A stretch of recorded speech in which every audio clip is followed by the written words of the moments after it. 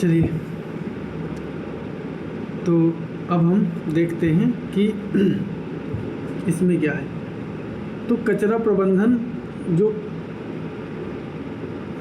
प्रबंधन अधिनियम था, प्रबंधन मैनेजमेंट यानी best management and circular economic से संबंधित जो नए नियम कानून बने हैं उसके बारे में देखते हैं। भारत ने प्रदूषण भुगतान यानी पोल्यूटेंट पेज प्रिंसिपल बनाया है कि अगर भारत ने प्रदूषण भुगतान और विस्तारित उत्पादक उत्तरदायित्व एक्सटेंडेड प्रोड्यूसर रिस्पॉन्सिबिलिटी, ये क्वेश्चन मतलब पक्का है आएगा। तो कचरा प्रबंधन अधिनियम चक्रीय अर्थव्यवस्था के नए नियम क्या हैं, मतलब नए नियम इसमें क्या शामिल किए गए जो हाल ही में जो 2024 में मतलब आया था।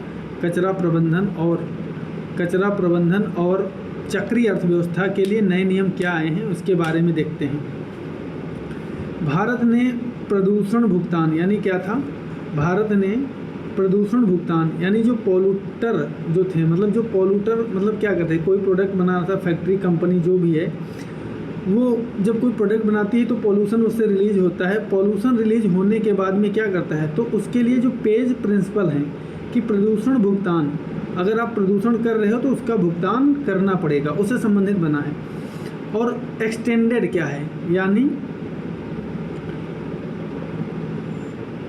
एक्सटेंडेड है विस्तारित उत्पादक उत्तरदायित्व, एक्सटेंडेड प्रोड्यूसर रिस्पॉन्सिबिलिटी।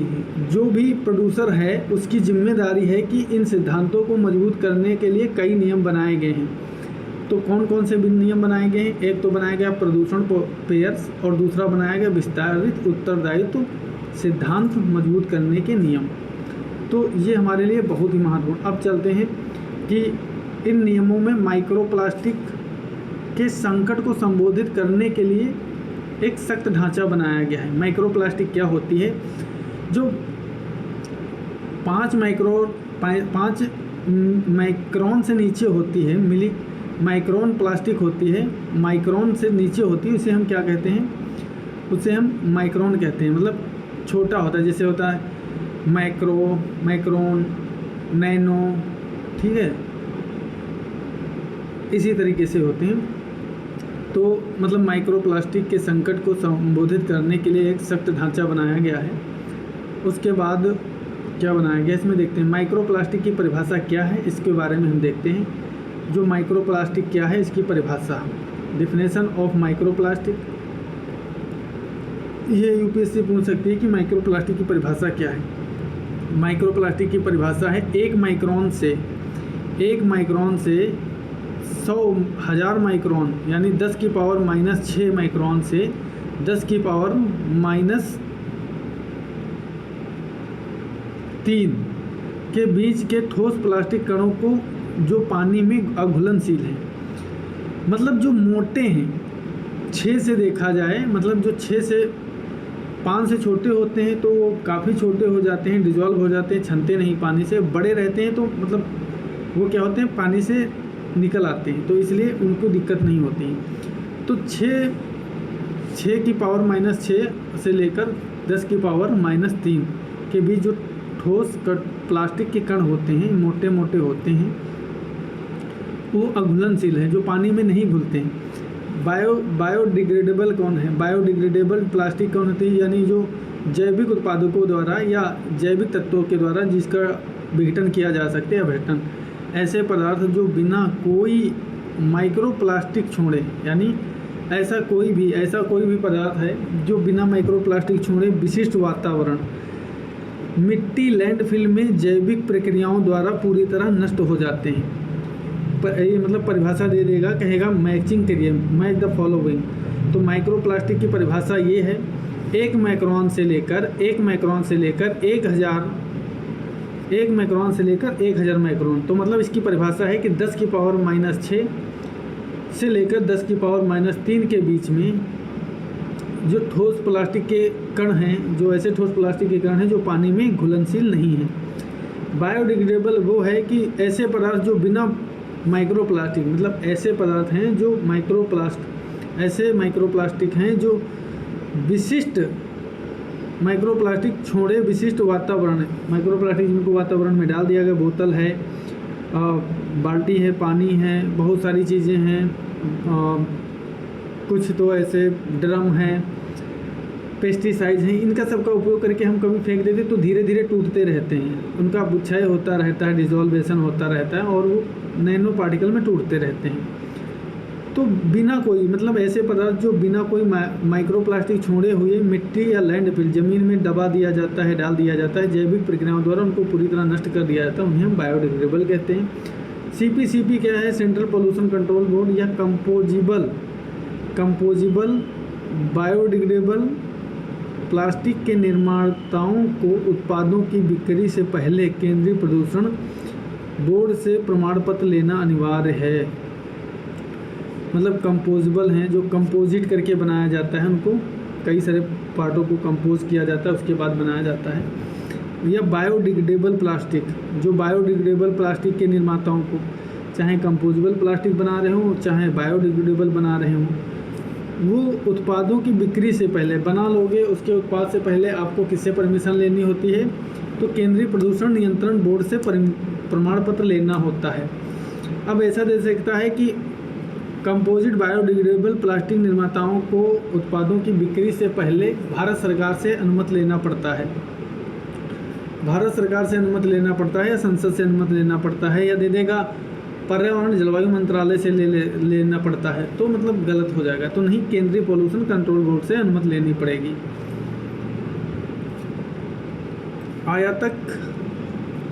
आयातक की विस्तारित परिभाषा क्या है? आयातक की विस्तारित परिभाषा, आयातक की विस्तारित परिभाषा देखा जाए, जो आयात करने वाले हैं, ऐसा नहीं, इसमें अब प्लास्टिक कच्चे माल और मध्यवर्ती सामग्रियों के आयातक को शामिल किया गया है, इस परिभाषा में शामिल कर दिया गया है। यानी इसमें अब प्लास्टिक के कच्चे माल, जो प्लास्टिक का कच्चा माल और मध्यवर्ती सामग्रियों के आयातकों को भी शामिल कर दिया गया है, चाहे मध्य से मंगाओ या लास्ट से मंगाओ, उसमें वो सभी लोग शामिल हैं जो इसमें योगदान देते हैं। कोई माल बनता है, बोतल बनती है, ड्रम बनती है या पाइप बनती है, तो ऐसा नहीं कि सीधे एक जगह से मटेरियल आया और सीधे उसको बना के बेच दिया। कई जगह से, कहीं से दाना आएगा, कहीं से केमिकल आएगा, कहीं से उसका मिक्सचर आएगा, तो ये सब अलग अलग जगह से आते हैं, इसलिए इसको इसमें शामिल किया गया है। बैटरी कचरा प्रबंधन नियम क्या है? बैटरी कचरा प्रबंधन नियम ये देखते हैं क्या है, 2022। तो बैटरी कचरा प्रबंधन कब आया था? 2022 में आया था। बैटरी कचरा प्रबंधन 2022 में आया था। इलेक्ट्रिक वाहन जो हैं की बढ़ती संख्या को देखते हुए भारत सरकार ने 2001 में पुराने नियम को बदलकर 2022 में नए नियम जारी किए हैं। लिथियम आयन और अन्य आधुनिक बैटरियों के प्रबंधन पर केंद्रित है। तो यानी जो बैटरी कचरा प्रबंधन था अधिनियम 2001 का अधिनियम था, उसको 2022 में संशोधन किया गया है। तो बैटरी कचरा प्रबंधन अधिनियम 2001, जिसको 2022 में संशोधन कर उसमें नए नियम में बदलाव किया गया है। जो लिथियम आयन बैटरी थी, लिथियम आयन बैटरी अन्य आधुनिक बैटरियों के प्रबंधन पर केंद्रित है, चाहे वो लिथियम हो या अन्य आधुनिक बैटरियां हों, उनसे संबंधित उस पर क्या है, निर्भर है। अब देखते हैं हम उत्पादक को 2028 तक, जो भी प्रोड्यूसर है, मालिक है, निर्माता है, 2027 से 28 तक बाज़ार में बेची गई इलेक्ट्रिक व्हीकल के 70% संग्रह का लक्ष्य पूरा करना होगा। यानी एक्सटेंडेड प्रोड्यूसर रिस्पॉन्सिबिलिटी लक्ष्य के तहत है, क्या है, एक्सटेंडेड प्रोड्यूसर लक्ष्य के तहत क्या, इलेक्ट्रिक बैटरियों के 70% संग्रह का लक्ष्य पूरा करना होगा।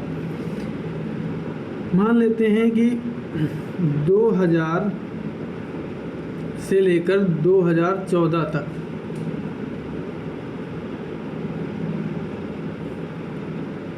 जो बैटरी का उत्पादन और उसका जो रिकवर था, यानी जो उसका क्या था, कलेक्शन था, माना 1000 बैटरियां क्या थी, बनी थी।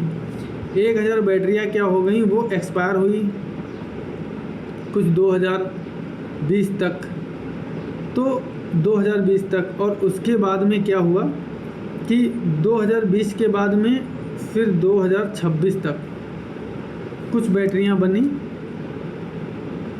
जिसमें कहा गया है कि अब जो कंपनी निर्माता हैं, प्रोड्यूसर हैं, जो मालिक हैं, जो क्या हैं,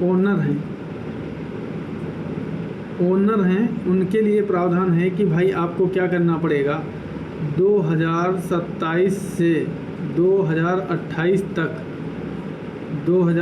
तक क्या करना पड़ेगा आपको, 70% बैटरी जो कचरा मान लेते हैं कितना,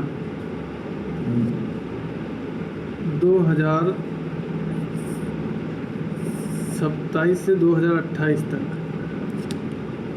1000 बैटरियों का सिर्फ कितना वापस आया था, मान लेते हैं कि 70% आया था। 70% तो बहुत हो गया, मान लेते हैं अभी तक कितना था,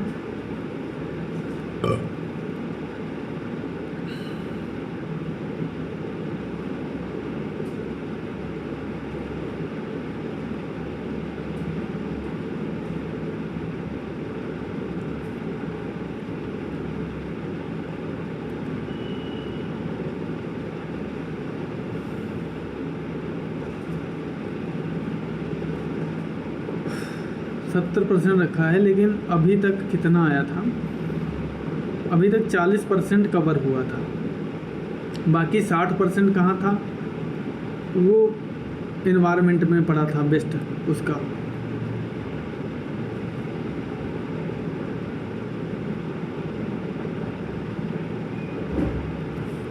तो 1000 जो बैटरियां बनी थी उसका क्या हुआ कि सिर्फ 40% आया था, कहाँ आया था, 40% ही आया था कंपनी को वापस मार्केट से बिकी थी, कंपनी को वापस की 40% गया था। 40% 1000 का कितना हुआ, तो 1000 इंटू इसको एक और 400, तो मतलब 400 क्या हुआ, बैटरी का बेस्ट इनके पास पहुंचा। 600 का क्या वही अभी क्या है, एनवायरनमेंट में ही पड़ा है। अब कह रहे हैं आपको क्या करना है, टोटल हमें इससे नहीं मतलब, आपको ये क्या करना है, 70% पहुंचाना है। तो 1000 का 2028 तक क्या है, 70% पहुंचाना है, यानी 700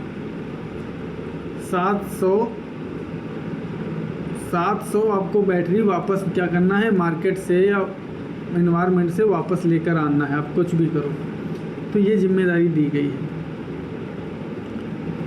सामग्री की प्राप्ति क्या है, मटेरियल रिकवरी नियमों की कीमत धातुओं और लिथियम जो उसमें रिकवरी होगी तो क्या होगी, लिथियम होगा, निकेल होगा, कोबाल्ट की पुल से प्राप्ति हो जाएगी। भाई कोई अगर लैपटॉप, टीवी, मोबाइल कुछ भी टूटा है तो वो उसमें क्या हम करेंगे, उसको फेंकेंगे नहीं, उससे जो लिथियम है, निकेल है, कोबाल्ट, इसको फिर प्राप्त करें। विशिष्ट लक्ष्य निर्धारित किए गए हैं। 2026-27 तक क्या करेंगे हम, इलेक्ट्रिक व्हीकल पोर्टेबल बैटरियों के लिए 90% पुनर्प्राप्ति अनिवार्य कर दी गई है। मतलब जो इलेक्ट्रिक 2026 से 27 तक, यानी जो वो लक्ष्य रखा गया है बैटरियों का सिर्फ वो रखा गया 27 से 28 तक रखा गया है कि 70% करना है। यहाँ पर जो पोर्टेबल हैं जिनको फिट किया गया है बैटरियों को इलेक्ट्रिक गाड़ी में, उनके लिए 90% प्राप्त करना अनिवार्य है, compulsory, should be compulsory for recovery all extent producer. उनके लिए अनिवार्य चक्रित सामग्री क्या है, जो उनके लिए साइकिल सामग्री है, क्या रिसाइकल से संबंधित कंपलसरी कर दिया गया है कि नई बैटरियों के निर्माण में पुनर्चक्रित सामग्री का न्यूनतम उपयोग अनिवार्य कर दिया गया है। अब आपने ऐसा नहीं कि नई लिथियम बैटरी, कोबाल्ट, फलाना ढिमका मंगा रहे हो और मंगा के क्या कर रहे हो और उनका नई बैटरी बना रहे हो, पुराने का मतलब ही नहीं। जो एक तो प्रदूषण फैला रहा, दूसरी चीज़ हमारा रिजर्व कोर्स कम हो रहा है, हमारा क्या हो, ट्रेड बैलेंस बिगड़ रहा है। तो इसलिए आप नहीं कर सकते। आपको जो पुरानी बैटरियां हैं उसको रिकवर करके उनसे मटेरियल का मिनिमम यूज करना है, ये किया गया है। एक सेकेंड,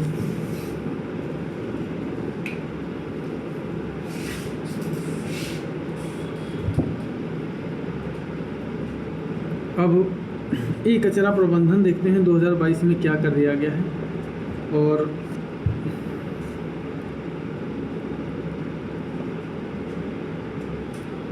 पुनर्चक्रित सामग्री का न्यूनतम अनिवार्य कर दिया कि 2027 से 28 तक 50% शुरू होकर 2030-31 तक 20% बढ़ाया जाएगी।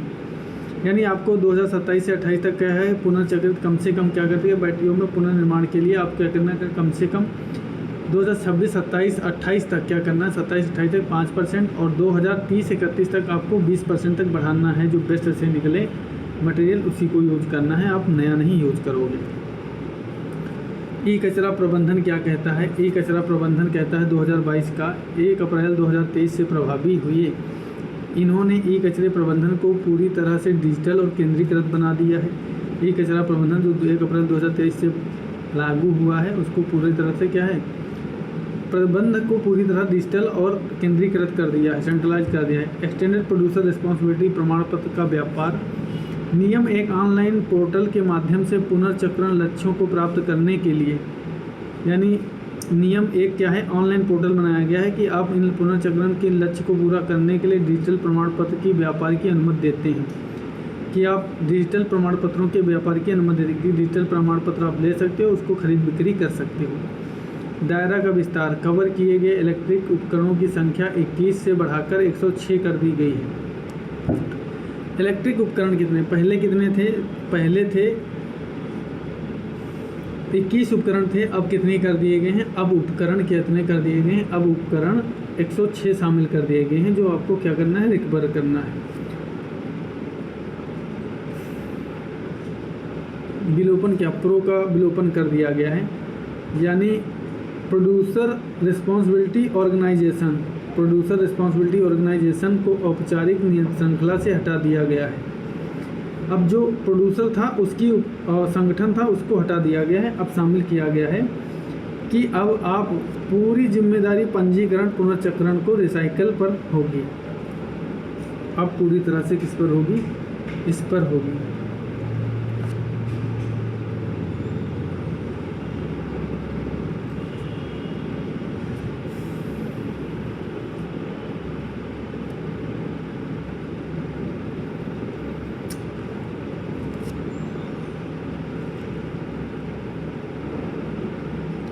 हरित श्रेय कार्यक्रम ग्रीन क्रेडिट प्रोग्राम क्या है? ग्रीन क्रेडिट प्रोग्राम और मिशन लाइफ 2028 में प्रधानमंत्री नरेंद्र मोदी ने हरित श्रेय कार्यक्रम यानी ग्रीन क्रेडिट प्रोग्राम, प्रधानमंत्री नरेंद्र मोदी ने कब ग्रीन क्रेडिट प्रोग्राम प्रारंभ किया है? भारत की पर्यावरणीय नीति में एक क्रांतिकारी बदलाव आया है। यह कार्बन क्रेडिट से परे जाकर स्वैच्छिक पर्यावरण कार्यों के लिए बाजार आधारित प्रोत्साहन प्रदान करना है। यानी क्रेडिट कार्ड से और भी आगे जाकर स्वैच्छिक पर्यावरणीय कार्यों के लिए बाजार आधारित प्रोत्साहन है, जो स्वैच्छिक रूप से कार्य कर सके उनके लिए भी प्रावधान किया गया है। तो प्रधानमंत्री ने क्वेश्चन पूछ सकता है कि green credit program mission life कब शुरू किया गया था? तो 2028 में कहाँ हुआ था? शर्म अल शेख में। पर्यावरण संरक्षण अधिनियम 1986 के अंतर्गत क्या है? 86 के अंतर्गत ग्रीन क्रेडिट प्रोग्राम छतरी कानून है, यानी अम्ब्रेला लॉ है, जिसके अंतर्गत सभी शामिल हो जाते हैं। सूचित किया गया है ग्रीन क्रेडिट कार्ड किसके तहत? अम्ब्रेला प्रोग्राम के अंतर्गत पर्यावरण संरक्षण अधिनियम 1986 के अंतर्गत शामिल किया गया है। 2025 की संशोधित पद्धति के अनुसार निम्नीकृत वन भूमि पर 5 वर्षों के सफल वृक्षारोपण का 40% वित्तान कैनोपी डेंसिटी प्राप्त करने के बाद प्रत्येक जीवित वृक्ष के लिए एक हरित श्रेय ग्रीन क्रेडिट प्रदान किया जाएगा। आप ऐसा नहीं कि पेड़ लगा दिए, पेड़ लगाने के बाद में आप कह रहे हो कि ठीक है अब वो लग गया पेड़, हमें एक ग्रीन क्रेडिट मिल गया। भाई वो आज लगाए कल चला ना चला तो आप कह रहा है कि 5 साल के बाद जिसका वितान होगा, कैनोपी मतलब ये पेड़ हो गया, इसका विस्तार ऊपर पेड़ पौधों का कितना है, इसके बाद इसको वितान, इसके आधार पर मापा जाएगा कि भाई उसका वितान 40% है या नहीं। तो 40% यानी कितने? 5 वर्षों में सफल वृक्षारोपण और न्यूनतम वितान 40%। 5 साल जब हो जाएंगे उसके बाद मापन किया जाएगा। गैर हस्तांतरित प्रकृति भाग वर्तमान में वृक्षारोपण पर आधारित हरित श्रेय और गैर व्यापार योग्य यानी गैर हस्तांतरणीय है। वर्तमान में जो वृक्षारोपण पर आधारित हरित श्रेय है यानी ग्रीन इंसेंटिव है, गैर व्यापार योग्य है। ऐसा नहीं है कि आप उसको वृक्षारोपण पर हरित श्रेय जो आपको मिला है उसको क्या करोगे, फिर व्यापार कर दो, बेच दो, वो दूसरे को बेच दे।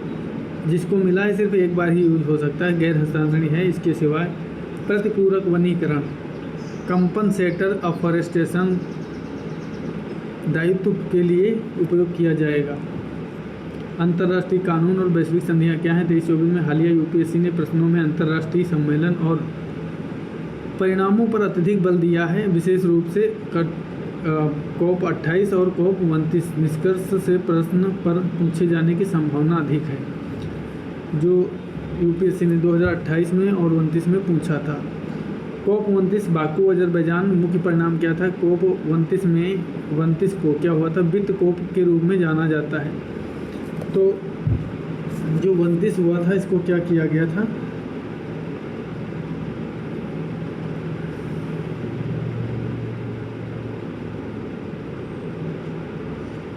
वित्त कोष के रूप में शामिल किया गया था।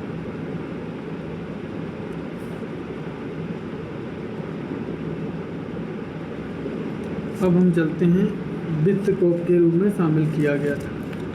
नया देखते हैं क्या है। COP 29 फाइनेंस क्या है? फाइनेंस कोप के रूप में जाना जाता है। विकासशील देशों के लिए जलवायु वित्त के नए लक्ष्य पर गहन चर्चा हुई थी।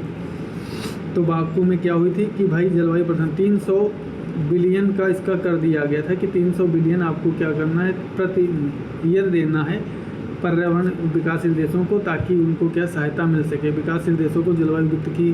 तो वित्त ईयर कब माना जाता है? COP 29 को COP वित्त ईयर माना जाता है। COP 29 को, उसमें फाइनेंस की बात की गई थी। नया सामूहिक कलेक्टिव क्या था? नया सामूहिक मात्रात्मक लक्ष्य था। न्यू कलेक्टिव क्वांटिटी ग्रुप बनाया गया था 2035 तक विकासशील देशों के लिए प्रतिवर्ष कम से कम। इसी में था। तो COP 29 में शर्म एल शेख में हुआ था, बाकू में हुआ था। COP 29 जो हुआ था कहाँ? Baku Azerbaijan. इसे वित्त वर्ष के रूप में जाना जाता है। COP 29 कहाँ? बाकू के नाम से जाना जाता है।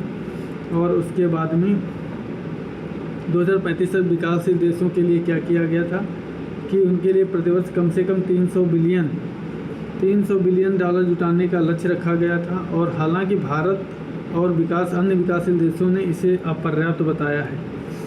कम से कम 300 बिलियन रखा गया था, लेकिन भारत और अन्य देशों ने इसे अपर्याप्त बता दिया है कि भाई ये पर्याप्त नहीं है। वास्तविक आवश्यकता है 1.3 ट्रिलियन प्रति वर्ष करीब की।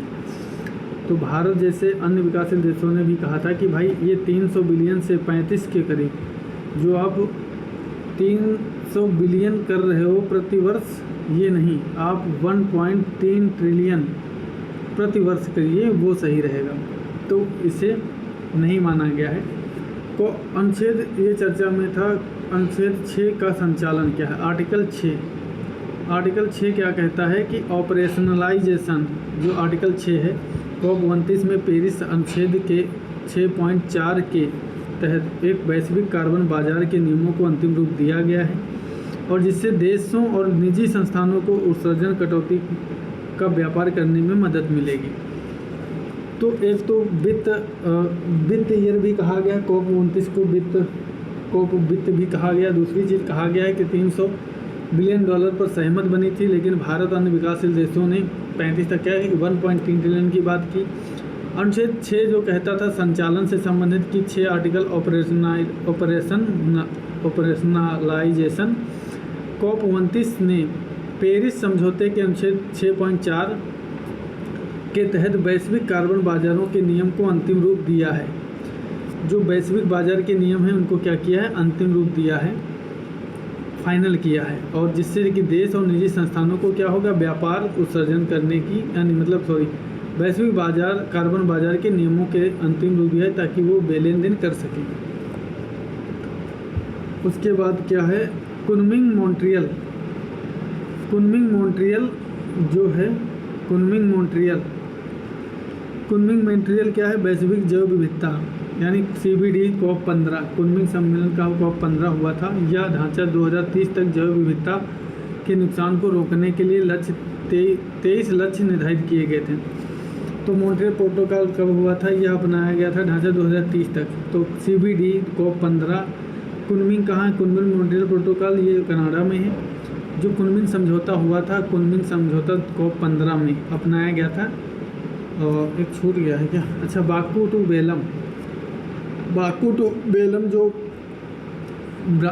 कनाडा में हुआ था, बेलम में, यह वित्त लक्ष्यों को प्राप्त करने के लिए COP30 ब्राज़ील की ओर बढ़ने के लिए एक रणनीतिक दिशा प्रदान करता है।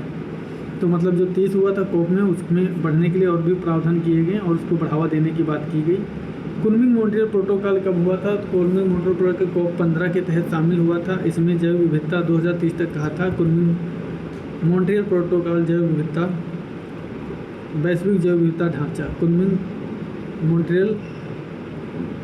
मॉन्ट्रियल ग्लोबल बायोडायवर्सिटी फैसिलिटी की फ्रेमवर्क की बात की गई थी कि भाई COP15 में क्या किया जाए कि 2030 तक एक जैव विविधता के लिए नुकसान को रोकने के लिए, जो जैव विविधता नुकसान हो रहा है, इसके लिए 23 लक्ष्य निर्धारित करता है। 30x30 लक्ष्य क्या है कि 2030 तक दुनिया की कम से कम 30%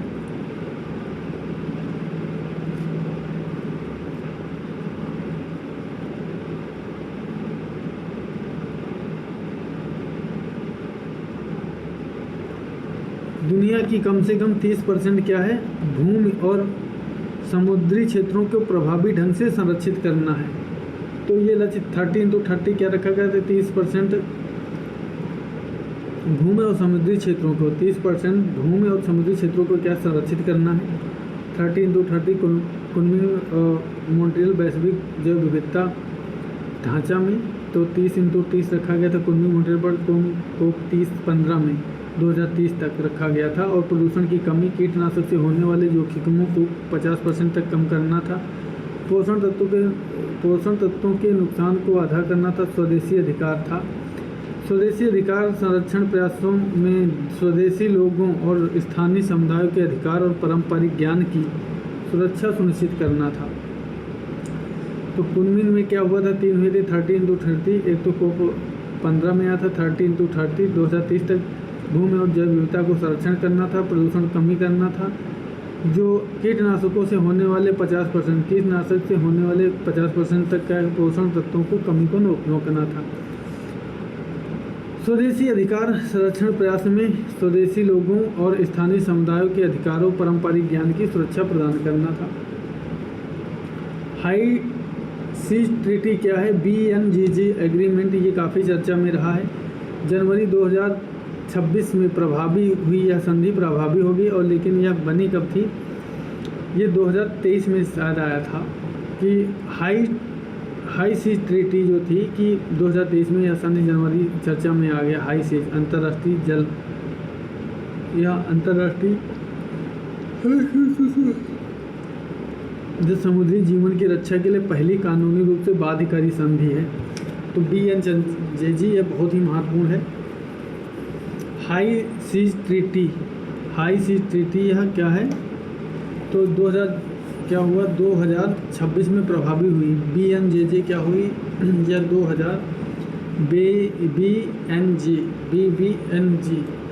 BBNG यह 2000, यह अंतर्राष्ट्रीय जल संधि है।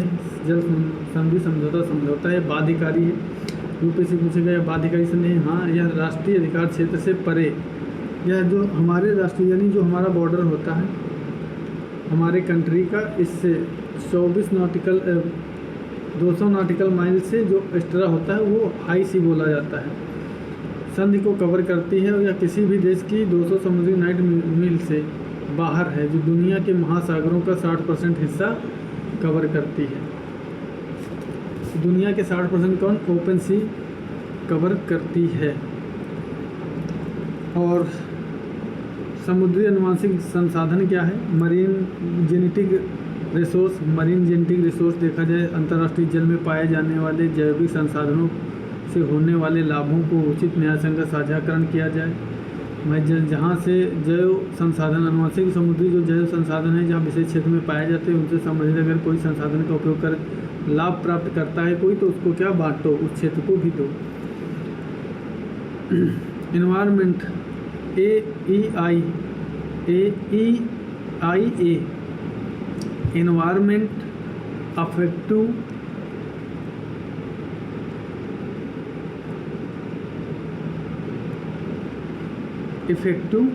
इन्वायरमेंट इफेक्टिव ऑडिट को अनिवार्य बनाया गया है कि भाई इन्वायरमेंट गहरे समुद्र में खनन या बड़े पैमाने पर मछली पकड़ने जैसी गतिविधियों के लिए पर्यावरणीय प्रभावी मूल्यांकन को अनिवार्य कर दिया गया है कि आप भाई उसको क्या करना है, उसको प्रभावी रूप से मूल्यांकन करना है कि उसको कोई नुकसान ना हो।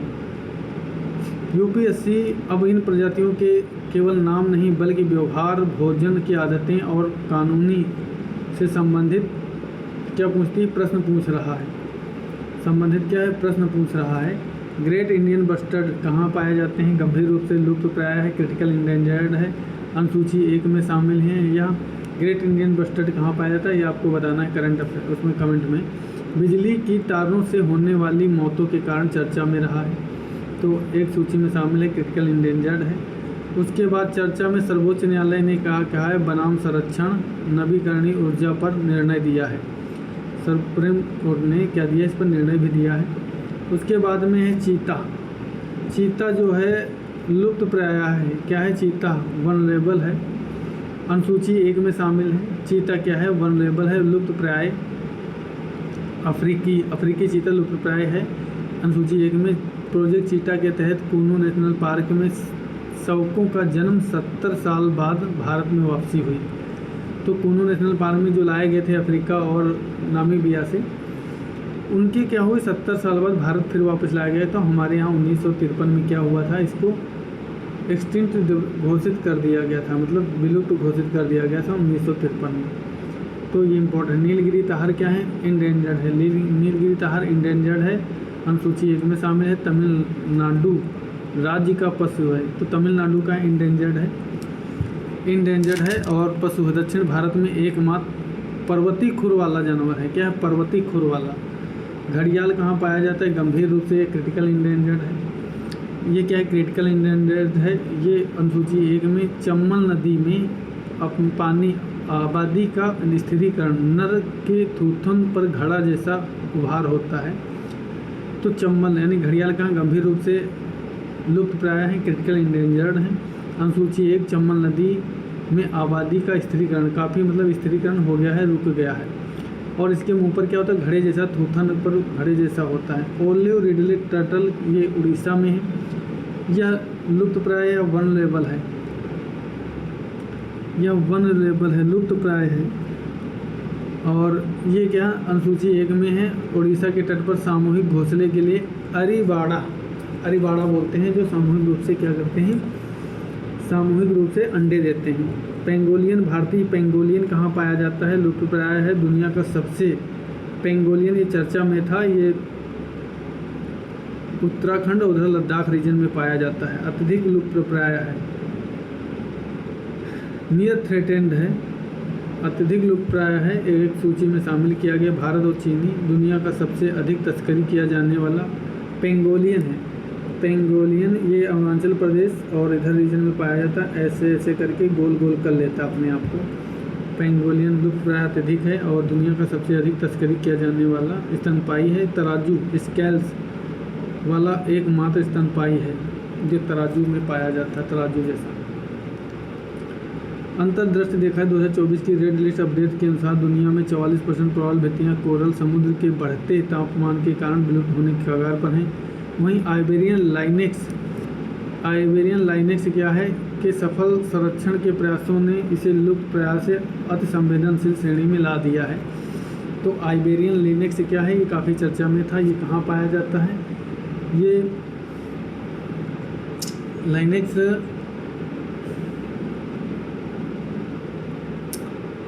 तमिलनाडु रीजन में शायद पाया जाता है, मुझे एग्जैक्ट याद नहीं।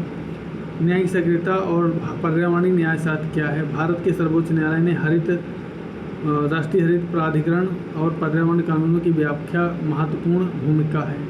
पूर्व कार्य और मंजूरी एक्स पोस्ट फैक्टो विवाद। नवंबर 2025 में न्यायालय ने 3 न्यायाधीशों की पीठ ने मई 2025 में उस निर्णय को वापस ले लिया है जो रिकॉल रेट्रोस्पेक्टिव पर्यावरण मंजूरी को अवैध घोषित किया गया था। तो सुप्रीम कोर्ट ने क्या किया है, 3 न्यायाधीशों की पीठ ने मई 2025 के अपने निर्णय को वापस ले लिया है, रिकॉल कर लिया है, जिसमें पूर्व कार्य यानी जो रेट्रोस्पेक्टिव पर्यावरण की मंजूरी को अवैध घोषित किया गया था उसको क्या कर दिया, वापस कर लिया कि भाई नहीं वो सही नहीं था, हम उसको फिर से चेक करते हैं। न्यायालय का तर्क है कि पीठ ने माना कि किसी भी परियोजना को बिना मंजूरी के कारण गिरा देना सार्वजनिक हित में नहीं होगा।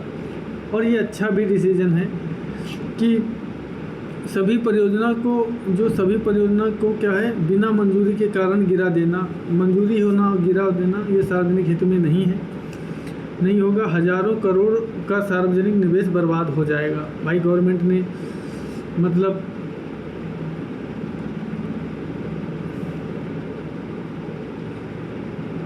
अब पता लगे कि आपने अवैध घोषित कर दिया है, गवर्नमेंट ने क्या परियोजनाएं बनाई, कोई परियोजनाएं बनाई या सरकार ने बनाई या किसी अन्य संस्था ने बनाई, लेकिन उस परियोजना को क्या किया गया है कि उसको अवैध घोषित कर दिया गया। अब तोड़ दिया जाएगा, माना डैम बनाया गया, रोड बनाई गई, अब उसे इलीगल बनाकर बिल्डिंग बनाई गई, तोड़ दिया तो हज़ारों क्या है करोड़ का ये लॉस हो जाएगा, तो ये अर्थव्यवस्था पर नुकसान होगा। उसके बाद में न्यायालय ने पीठ माना कि सार्वजनिक हित में नहीं होगा और असहमत न्यायमूर्ति उज्ज्वल भुइयां ने इस पर असहमत जताई, कहा कि यह एहतियाती सिद्धांत प्रिकॉशनरी प्रिंसिपल का उल्लंघन है, उल्लंघनकर्ताओं को पुरस्कृत करने जैसा है। प्रिकॉशनरी प्रिंसिपल यानी अगर उल्लंघन जो करता है उसको क्या करना है, उसको प्रोत्साहन दो कि भाई ठीक है, अच्छा है और करो, और भी प्रोत्साहित होंगे उसको। सुप्रीम कोर्ट ने क्या किया है, सर्वोच्च न्यायालय ने 2024-25 में अरावली को परिभाषित करने का प्रयास किया ताकि अवैध खनन पर अंकुश लगाया जा सके। न्यायालय ने स्पष्ट किया कि अरावली का संरक्षण परिस्थिति की सुरक्षा के लिए अनिवार्य है। अरावली का संरक्षण अनिवार्य है, किसी भी प्रकार की छूट और पारिस्थितिकी तंत्र को अपूर्णीय क्षति पहुंचा सकती है। और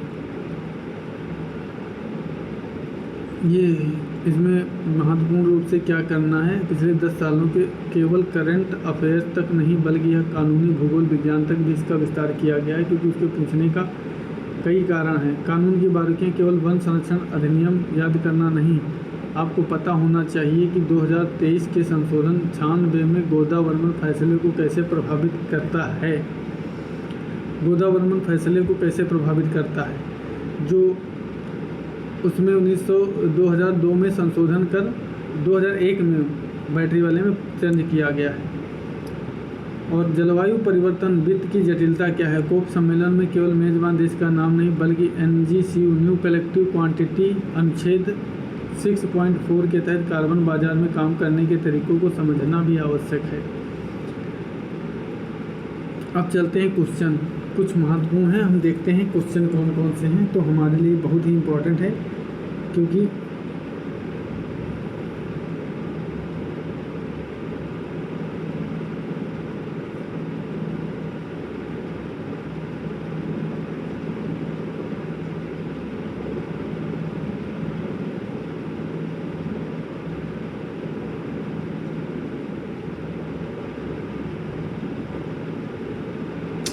चलिए ये क्वेश्चन है, वन्यजीव संरक्षण संशोधन अधिनियम 2022 के निम्नलिखित कथनों पर विचार कीजिए। अधिनियम ने अनुसूचियों की कुल संख्या 6 को घटाकर 4 कर दिया है, ये सही है या नहीं ये बताना है।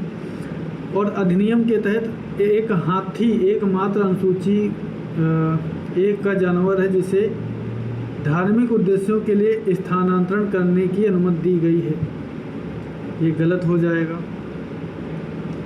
ये गलत हो जाएगा, क्योंकि एकमात्र हाथी नहीं, बाघ भी है, अन्य भी कई हैं। तो हाथी बाघ अन्य भी कई सारे हैं जिनको इसमें शामिल किया गया है। चलिए, वर्मिन के लिए पहले की तरह समर्पित अनुसूची अभी भी है, ये भी गलत है, इसको समाप्त कर दिया गया है। जो चौथी थी उसको समाप्त, केवल एक ही सही है, ऑप्शन 1 केवल एक ही सही है। दूसरा है क्वेश्चन, वन्यजीव संरक्षण अधिनियम 2023 में किया गया है संशोधन, जो 1980 में था। इस अधिनियम में अंतर्राष्ट्रीय सीमाओं के 100 किलोमीटर के भीतर रणनीतिक रैखिक परियोजनाओं को मंजूरी छूट देता है, ठीक है, क्योंकि यह संशोधन सर्वोच्च न्यायालय के गोदावर्मन 1996 में दी गई वन की परिभाषा को पुख्ता करता है। नहीं भाई, पुख्ता नहीं करता है, उल्लंघन करता है। तो केवल क्या है, एक सही है, सही, दूसरा गलत है। जैव विविधता संशोधन अधिनियम 2023 के संदर्भ में देखते हैं क्या है। जैव विविधता संशोधन अधिनियम 2023 क्या कहता है, जो 2002 में बना था। जैव विविधता संशोधन अधिनियम 2000। आयुष चिकित्सकों के संबंध में निम्न कथनों पर विचार कीजिए। राज्य जैव विविधता बोर्ड को पूर्व सूचना देना है, मतलब कह रहा है कि छूट दी गई। तो राज्य जैव विविधता बोर्ड को पूर्व सूचना देना, जैव संसाधनों तक पहुंच का लाभ साझा करने और पारंपरिक ज्ञान के लिए स्थानीय ग्राम सभा की अनुमति लेना। किसे छूट दी गई? वो कह रहा है कि आपको क्या है, लाभ शेयरिंग नहीं करना है, इसकी अनुमति दी गई है। तो केवल क्या होगा, बी होगा। प्लास्टिक कचरा प्रबंधन संशोधन अधिनियम 2024 के अनुसार क्या है, जो 24 में यहाँ लागू हुआ था। माइक्रो प्लास्टिक का आकार क्या कर दिया गया है, इससे कर दिया गया है कि 1 से 1 माइक्रोन से लेकर 1000 के बीच। हरित से ग्रीन क्रेडिट प्रोग्राम के संदर्भ में निकलनों पर विचार कीजिए। पर्यावरण संरक्षण 1986 के तहत अधिसूचित किया गया है, ये सही है। हरित ग्रीन क्रेडिट केवल वृक्षारोपण गतिविधियों के लिए अर्जित किए जा सकते हैं, केवल गतिविधियों के लिए, केवल वृक्षावरण गतिविधियों के लिए। भाई इसके लिए तो था ही नहीं, ये तो था कि पुनर्भूमि के लिए। अगर कोई वन विकास परियोजना की गई है तो उसको 5 सालों के बाद जो करना था ये हटा दो।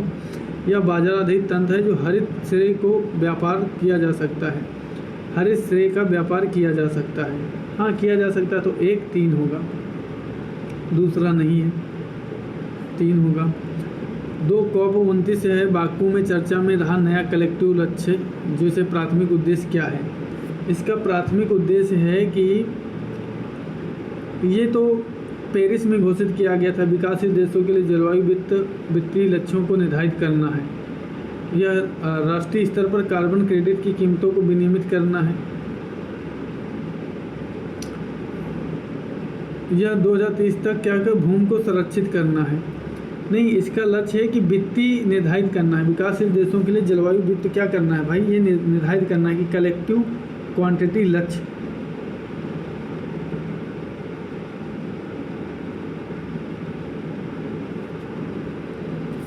एक सेकेंड इसको देखते हैं, ये थोड़ा मुझे गड़बड़ लग रहा है कि हम गलत तो आंसर नहीं दे रहे हैं।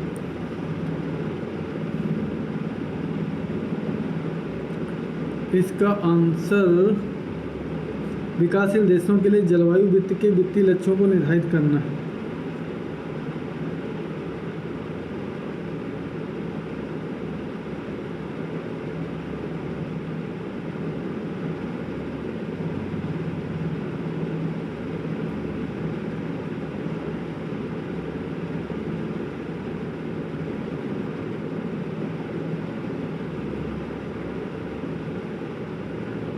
एक सेकेंड, फाइनल आंसर की में देख लेते हैं क्या है।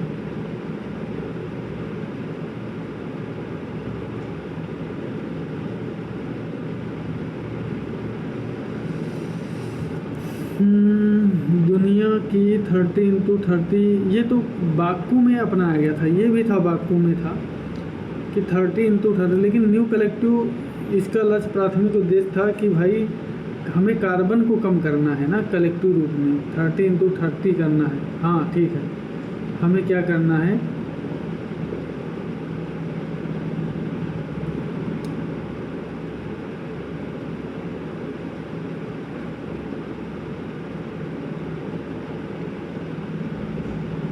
क्वेश्चन 6 का आंसर है हाँ, न्यू कलेक्टिव वित्तीय लक्ष्य को निर्धारित करना। ठीक है, यही सही है।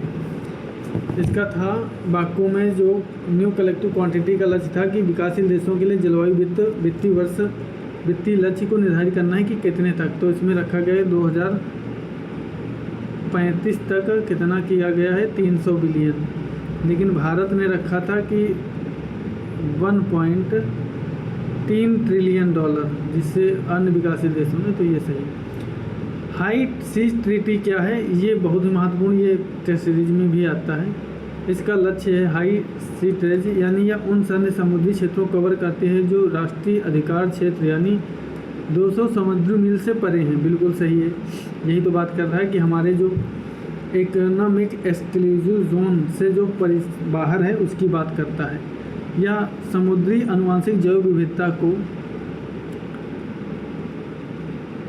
से प्राप्त लाभों का साझाकरण का प्रावधान करती है। भारत इस संधि का हस्ताक्षर करता नहीं है। अरे भाई, भारत है तो भारत है। तीसरा वाला भारत है, इसका क्या है, हस्ताक्षर करता है, तो आंसर गलत हो जाएगा। तो आंसर क्या होगा, 1, 2, बी वाला सही होगा। भारत ने तो हस्ताक्षर किए हैं, तभी तो उसको कालबर्ग के पास में मिला है। प्रोजेक्ट टाइगर के तहत भारत में संरक्षण का मुख्य उद्देश्य क्या है। वर्तमान में इसकी आबादी 3600 से अधिक हो गई है। 3600 से टाइगर प्रोजेक्ट, हाँ ठीक है। कौन सा टाइगर है, ये बहुत बढ़िया है, गजब का है। पैंथेरा टाइग्रिस, पैंथेरा लियोपार्सिका, पैंथेरा टाइग्रिस, तो बी वाला होना चाहिए। क्या है ज़रा बताना। पैंथेरा टाइग्रिस, टाइग्रिस बाघ, ठीक है। पैंथेरा टाइग्रिस, देखो कितना अच्छा क्वेश्चन है, मतलब गजब का है। दे दिया पैंथेरा लियोपार्सिका है जो शामिल किया गया। भारत में कौन से प्रकार का पाया जाता है, पैंथेरा टाइग्रिस पाया जाता है जो बाघ है। और उसके बाद 9वां वाला है बैटरी कचरा प्रबंधन 2022 के तहत विस्तारित उत्पादक उत्तरदायित्व के संबंध कथनों पर विचार किया। केवल बैटरी के निर्माण के लिए जिम्मेदार है।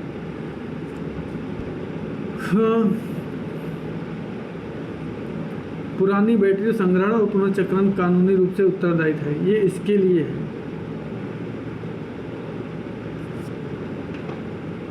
विस्तारित की बात की गई है कि हाँ ये भी सही है।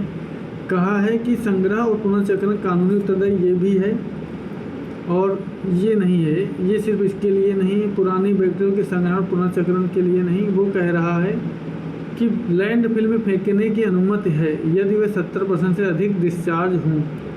कचरा प्रबंधन को लैंडफिल में फेंकने की अनुमति है यदि वे 70% से अधिक डिस्चार्ज हों। अरे उल्टा गलत बात कर रहा है, ये भी गलत कर रहा है, ये भी गलत कर रहा है। तो आंसर कौन होगा, उत्पादक पुरानी बैटरियों के संग्रहण और उसके लिए संबंधित है। कुनमिंग मॉन्ट्रियल काल जैव विविधता से संबंधित, ये कहाँ उठाया, COP 29 में कब उठाया गया था, COP 15 में। COP कौन सा था, 15 था।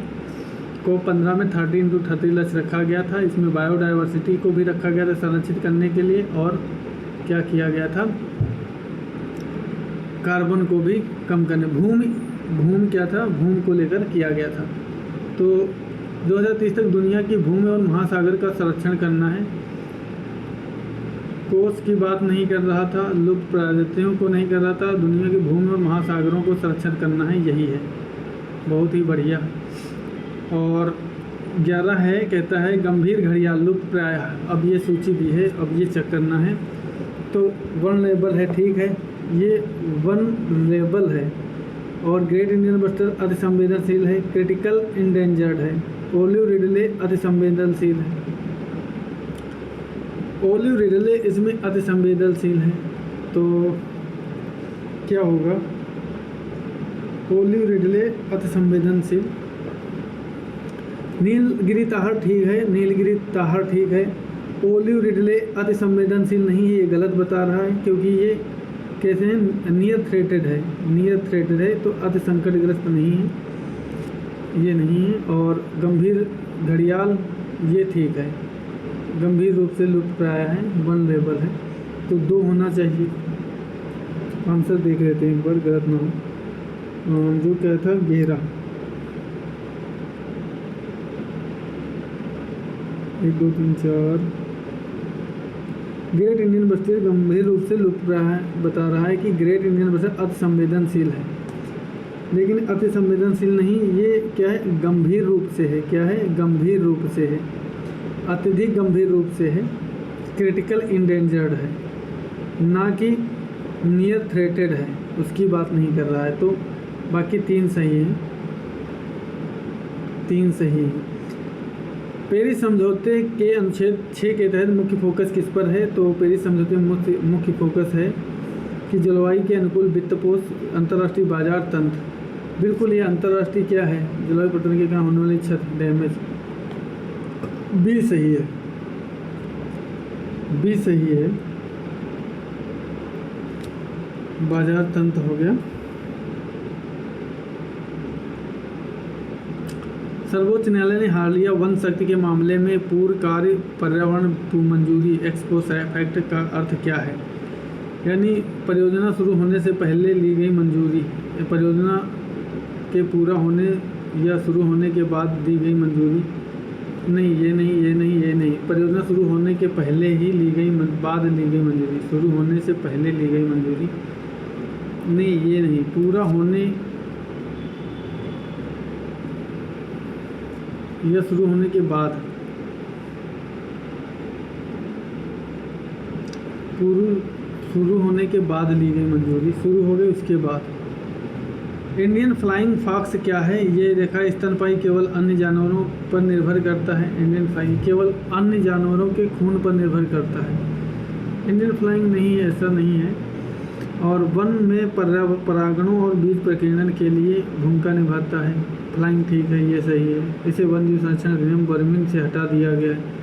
वर्मिन में था ही कब, गलत है। केवल